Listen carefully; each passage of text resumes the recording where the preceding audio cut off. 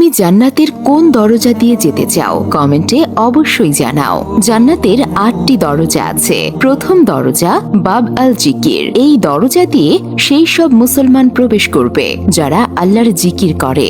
দ্বিতীয় দরজা বাব আল ইমান। এই দরজা দিয়ে সেই সব মুসলমান প্রবেশ করবে যাদের আল্লাহর উপর প্রকৃত ইমান আছে। তৃতীয় দরজা বাব আল কাজিমিন। এই দরজা দিয়ে সেই সব মুসলমান প্রবেশ করবে যারা রাগকে নিয়ন্ত্রণ করতে পারে এবং অন্যদের ক্ষমা করে। চতুর্থ দরজা আল হজ। এই দরজা দিয়ে সেই সব মুসলমান প্রবেশ করবে যারা আল্লাহর সন্তুষ্টির জন্য হজ করেছে। পঞ্চম দরজা আল রায়ান। এই দরজা দিয়ে সেই সব মুসলমান প্রবেশ করবে যারা আল্লাহর জন্য রোজা রাখে।